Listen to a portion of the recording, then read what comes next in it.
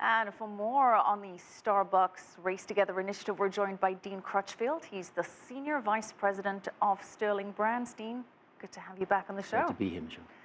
Dean, people are calling this an epic fail, a colossal flop. Do you agree? Not yet. I believe the difference between a rut and a grave is the depth, and clearly this is an initiative that's in a rut. The court of public opinion have delivered their verdict. It's a negative one. So really the question here is not can they do what they were doing, but can they salvage enough of what they were trying to do? Dean, the Twitterverse exploded with ridicule over this and Starbucks itself ending the campaign. What could turn this around?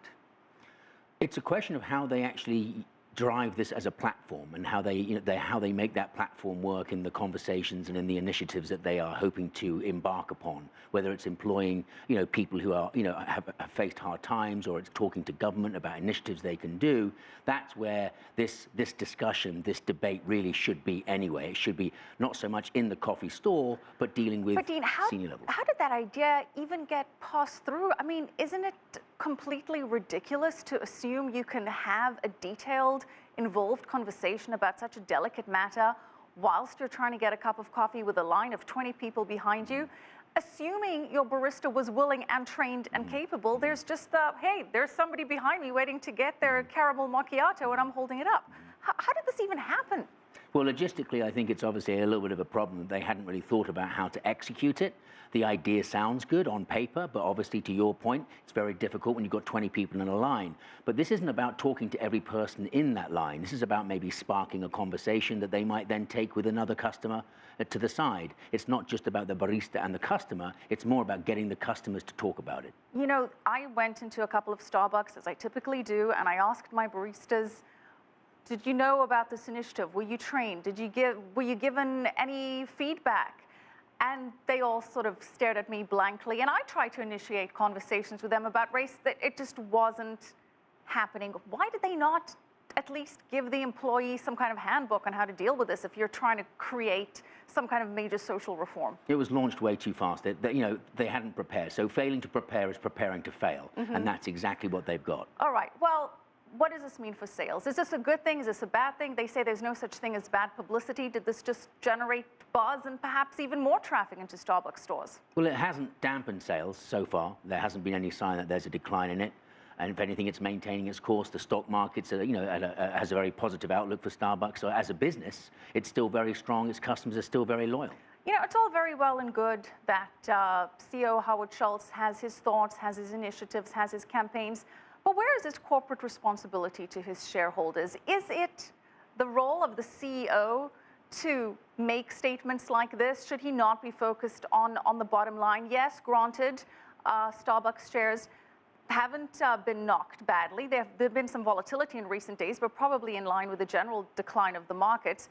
But should he not be more focused on the company? Is it the CEO's prerogative to push forward his social or political agendas?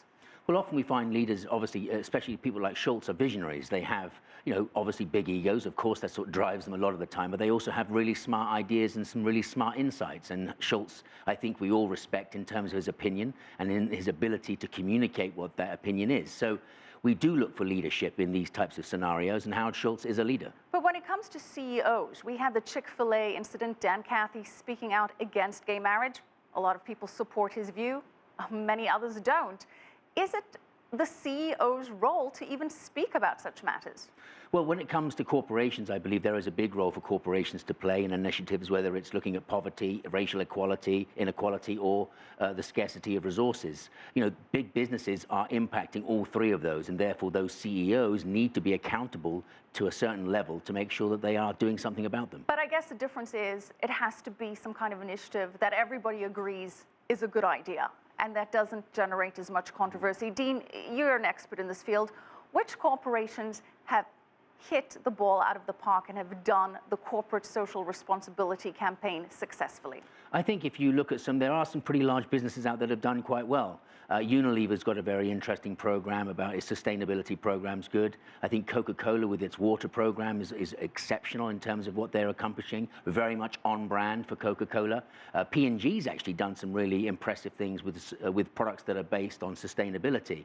I think it's been about $58 billion worth of sales since 2007. Not a large number, but a very strong initiative for a company like P&G. So those are three examples. But one actually that I think demonstrates a bigger point that I'd like to make is something like Product Red. Product Red was founded by Bono, but what it did was it created a new business model. That is that you could do good by making money. So, you could make money by doing good. And so there's an opportunity. Businesses these days aren't just about business. They're about altruism. They're about vision. They're about other objectives and responsibilities they have. So you can make money and do good at the same time. All right, that is the ideal goal. Thank you so much. Dean Crutchfield, Senior Vice President of Sterling Brands.